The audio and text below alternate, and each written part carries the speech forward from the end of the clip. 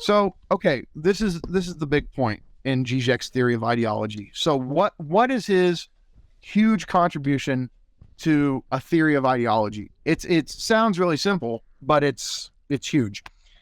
It's that ideological formations, ideological systems are comprised of meaning and jouissance. Throughout the Marxist tradition, all the way up to out this, like, ideology has to do with meaning. It has to do with how, that's why Marx and Engels, they, talk about false consciousness. It's a misperception. It's a miscomprehension. So it's a glitch in how we think about things is what ideology is.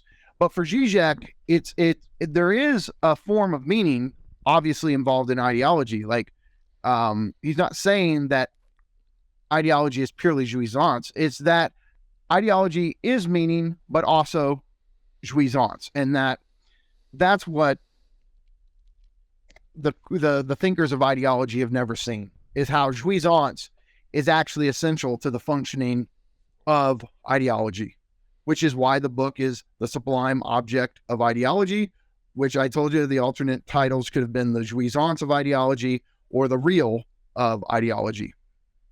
So Zizek states this very clearly in Sublime Object. He says, there are also two complementary procedures of the criticism of ideology. One is discursive, the symptomal reading of the ideological text, bringing about the deconstruction of the spontaneous experience of its meaning. That is, demonstrating how a given ideological field is a result of a montage of heterogeneous floating signifiers, of their totalization through the intervention of certain nodal points. Okay, yeah, really wordy and technical, but all he's saying is that one layer of ideology has to do with meaning and how it distorts meaning, right? But the other, as he says, aims at extracting the kernel of enjoyment, at articulating the way in which, beyond the field of meaning, but at the same time internal to it, an ideology implies, manipulates, produces a pre-ideological enjoyment structured in fantasy, right? So what keeps us hooked on our ideology is not misconceptions or misunderstandings of how society actually functions. It's that we get certain forms of enjoyment out of ideology. That's what keeps us coming back, almost like Pavlovian dogs, right? That's what makes us thirst after our enjoyment, like a thirst after our ideology, is the jouissance it offers us, which is to say the forms of inherent transgression it provides and that the superego commands. And so that's his whole thing, right? Like the two procedures of ideology, one has to do with meaning, one has to do with jouissance, right? But at the same time, ideology itself has two procedures other than just meaning and jouissance. So this is how he describes it. And this is probably the best introduction to Zizek's work.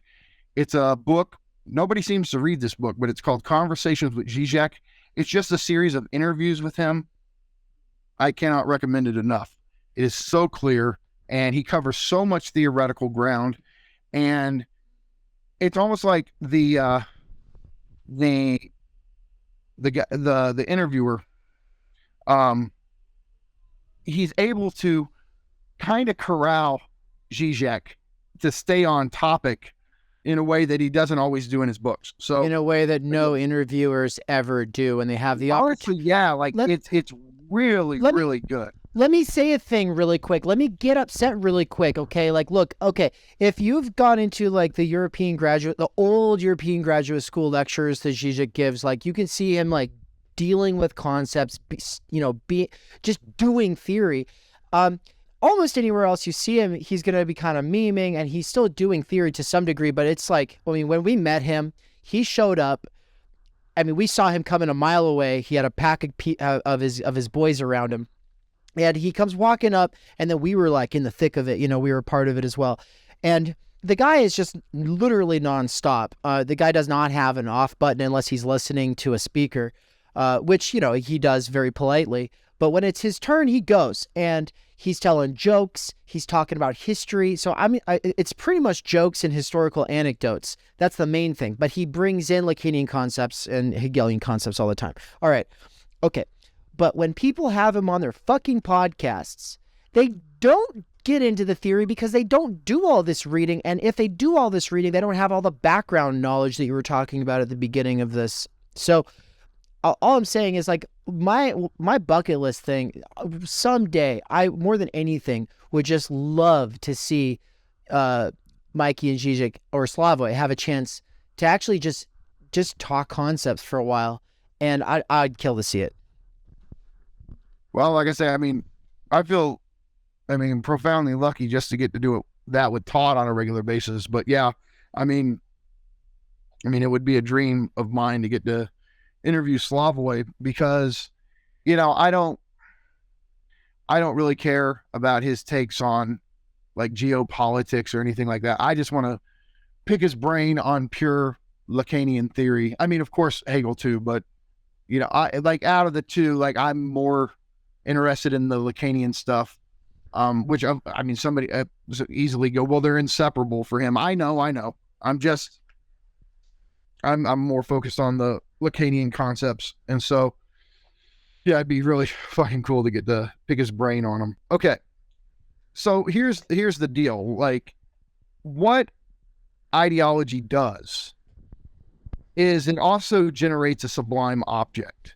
Now, which is to say, it generates an object that is permeated with jouissance. Like, the issue is, though, the sublime object can also simultaneously be the object you want destroyed, the object you like. It can be a lot of things. It can be the very thing that causes you to desire, that you're chasing, that you're pursuing. It can also be the thing that you feel like has hoarded your enjoyment, that has a monopoly on jouissance, that has too much, an unfair amount of jouissance, and that's not fair. So basically, like, for an ideological subject, the sublime object can be something that's either enchanted by, it wants to possess, it esteems, it glorifies, or it can be something that it's repulsed by, it wants destroyed, it hates, etc.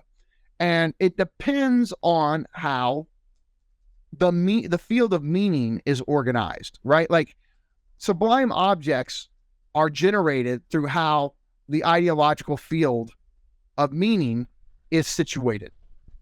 And so, to cut through the terminology, this is why rhetoric is so important in politics.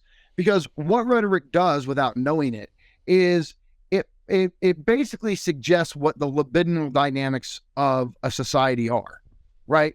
Like, this is why politics always has a rhetorical dimension, and we have so much trouble envisioning a politics that would be purely dialectical, argumentative. And when I say argumentative, I mean in like the strict logical sense of presenting arguments.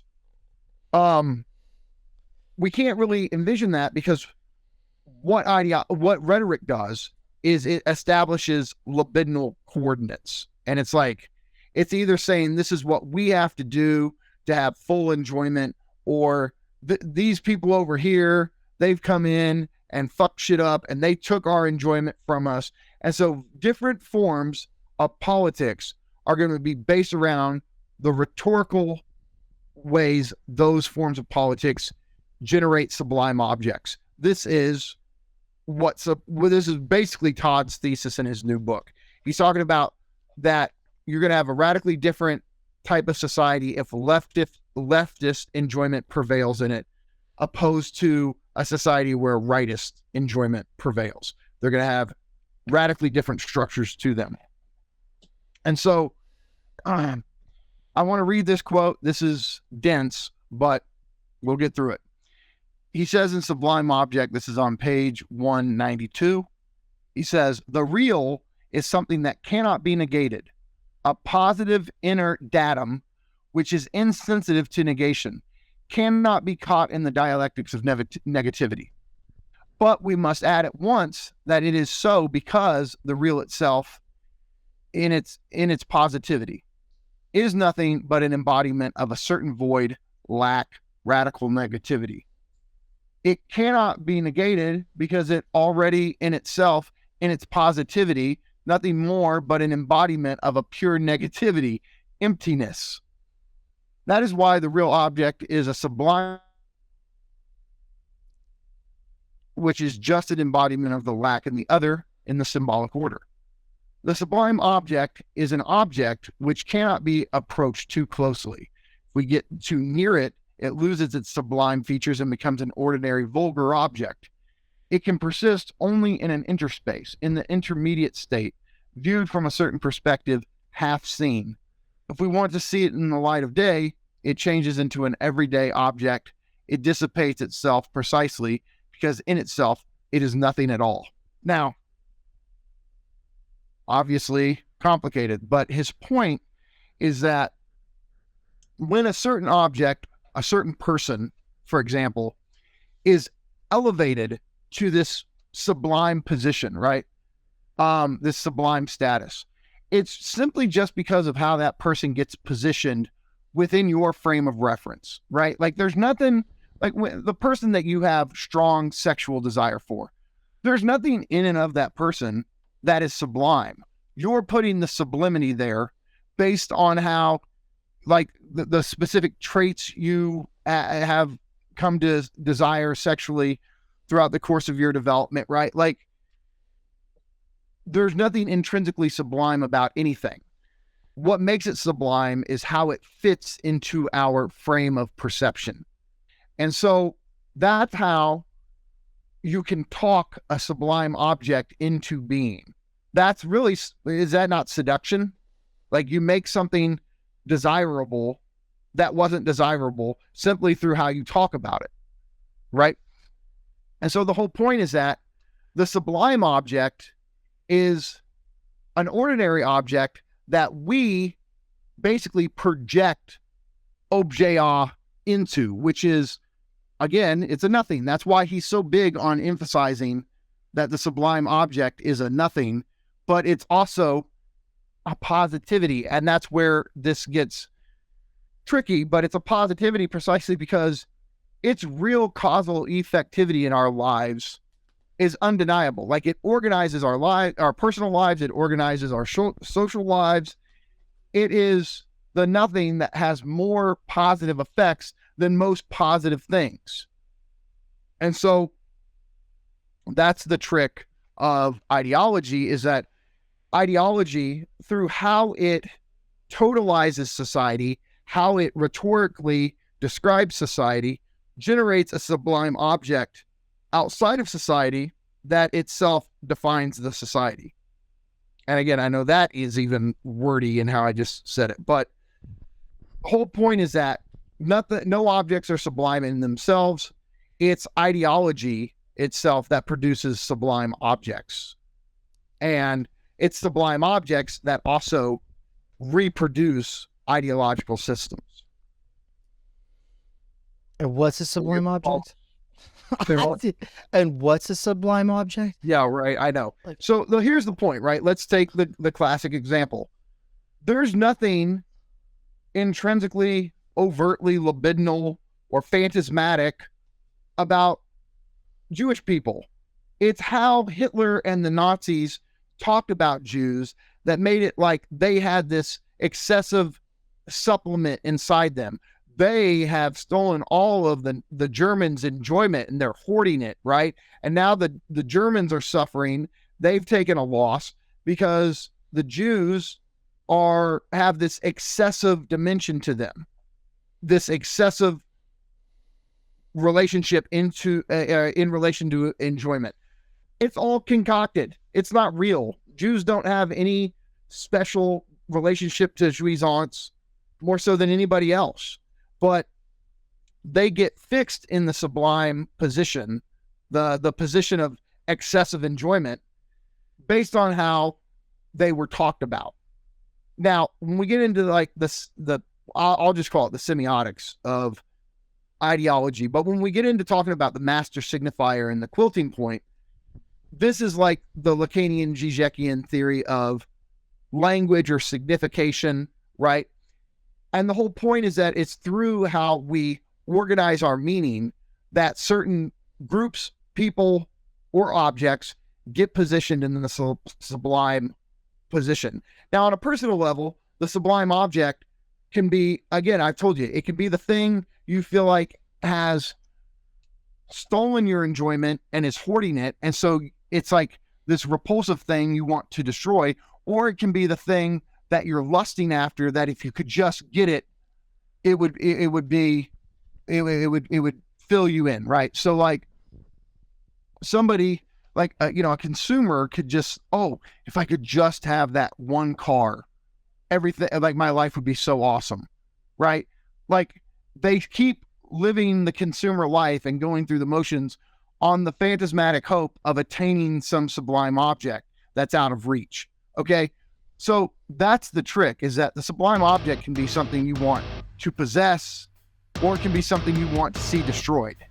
It depends on how it's made sense of in your ideological framework.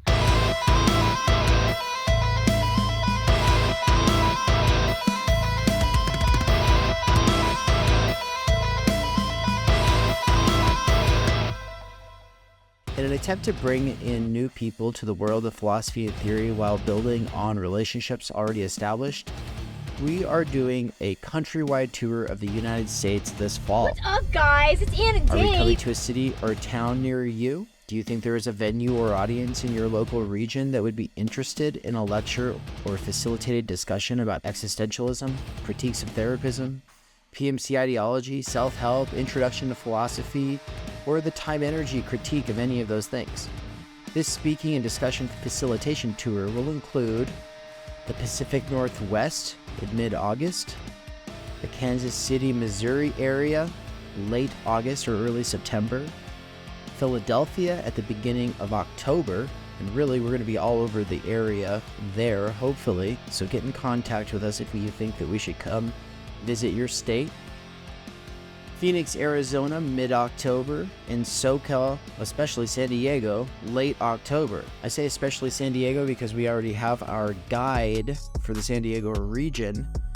What's the difference between a host, a guide, and a volunteer, you ask? Well, thanks for asking, actually. The volunteer role is for people who want to put up posters or in other ways promote the events that will be occurring in their town or city, whereas the host might have a guest bedroom, guest house, or a place that we can park our van so that we can sleep in our van. We need to know if you would have like bathroom facilities or anything like that, and so the form on the website is where you can tell us what you have to offer. Guiding, on the other hand, though, people who love to guide take a lot of pride in their local knowledge. A good example of that would be Michael Downs when I visited him in Raytown, Missouri, and he took me into Kansas City and we had barbecue, and he took me to the mall and to all these other landmark places from his life growing up there. But a more recent example would be my friend Michael in Poland, who took us around Katowice, Poland, and basically gives a historical and sociological analysis of everything, and it was amazing. It was one of the coolest things we've ever experienced, and it made us realize some people just want to provide the space and privacy, whereas other people want to take you out and show you around. And so if you're interested in being a volunteer, host, or guide, we have a special form for that, so please fill out your information and get in contact with us as soon as possible so we can fit you into the schedule, because we'll love to meet you, touch base with the local community.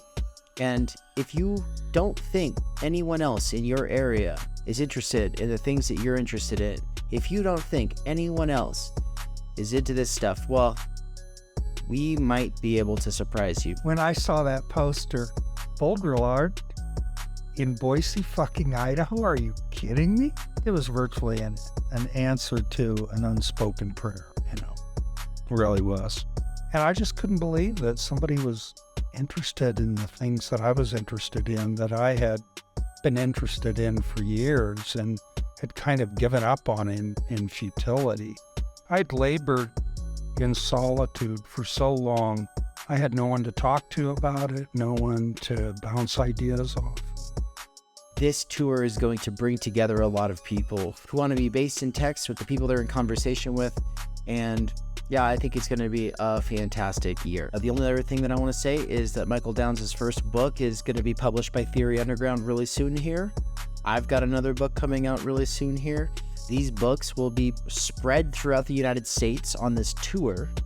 So I'm hoping to be able to do some actual book launch events at various bookstores. Outside of that, I guess the last thing that I would say is that Michael Downs is gearing up to teach For They Know Not What They Do by Slavoj Zizek. We're putting out all these introduction videos and other interviews related to the topic of Hegel, Lacan, Zizek, because we want to give people an accessible and sturdy basis in the discourse. The problem is that Michael Downs is very busy having to work at a wage slave job. And so if you want to help in freeing Mikey, make sure to go to his Patreon at patreon.com/thedangerousbaby and make a donation. Thank you. I would be remiss to close this out without a quick shout out to our patrons and our anonymous donors. Thank you so much for the donations. Already, we've only been around for a month. We already got over $3,000 in donations, and so thank you. And stay tuned for the app, which is on its way. There will be a Theory Underground app. So the current setup is that it is a social media site built around courses where you can suppose that people who are involved in the discussions have a shared interest in the same or similar texts, and where you can assume in a lot of the discussions that, yeah, people have read the stuff that you're reading, that you're bringing into dialogue. And so, for instance, The Idea of the University by Carl Jaspers, dedicated for him. Slavoj Zizek's For They Know Not What They Do, dedicated for him. And then as people take the course over the years, new people will be coming into that forum. And so if you get in there early, you'll be able to see how the conversation evolves. And as new people add into the conversation, it'll bring back memories and like things that you want to work through, questions that you had with the first time that you read the text. And so I'm really excited for this. The reason I've built this website is because I think that this is what's lacking in so many other spaces, is that ability to return, to be able to communicate after the fact and in a sustained way on a platform that's not attention grabby and annoying like Discord. And so stay tuned because there is an app on the way. Thank you to our donors. If you want to donate, go to theory-underground.com/support. Thank you.